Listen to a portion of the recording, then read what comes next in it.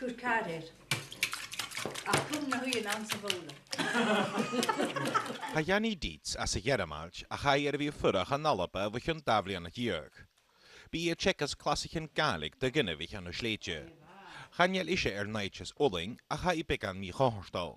Ha ferach gen awn yn nwy jorpich sy'n arsianioch. Agus am I fein sy'n gymal lager sy'n y balchen agus gysonrichte sy'n y meanen a ha sialtyn rwtyn fo sasyn jes na dwche. Chaniel mi gael cho lager awn yn alaba gyda ha mi canioch y gridwynia a fa son Brexit agus a ha y brin sias Polanich agus dynia fo at chanele. Is an hiadúr ba amandar na cocky hu'r party na fiel live jeshe suyachen an the parliament na Geramalch yn Bundestag ek an tug mo yerig an uri.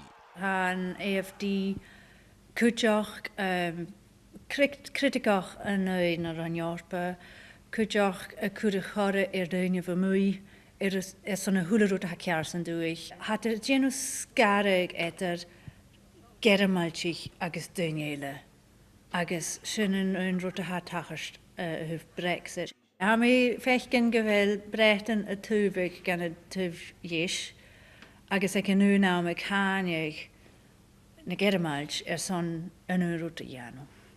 Ach bidönje y ced an yn jiffergoyen. Wel, sydd rwyd eich doch bwloch, gyda ffeich i Geramalch, yn Ungar,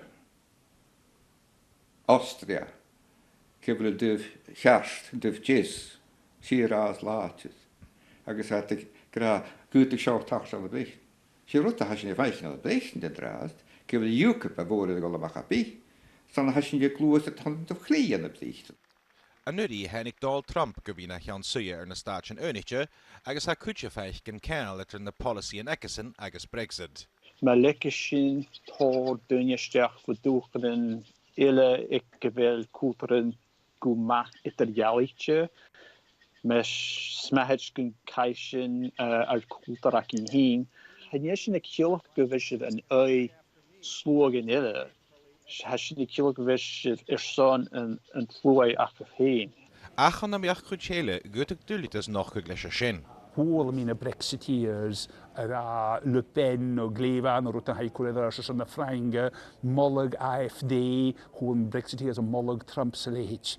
Glevan, at had fatih falaf, agus rwta had y giaf, chan i'r dol o hwyl rwt y gydidoch, haw glei holit y gybiad sy'n ffaddoch yn y narod.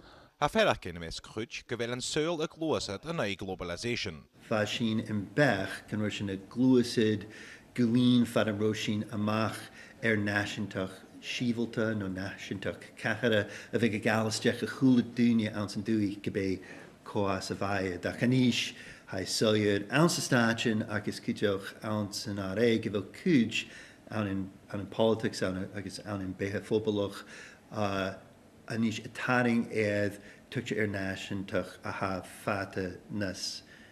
Tucha in nasian a fata nas siawn asanta. Han syl politicach acharig ag rilín Brexit Trump agus eile. Hí sin déisios a bua agus sin alaba. Andreas Wolf, BBC an lá.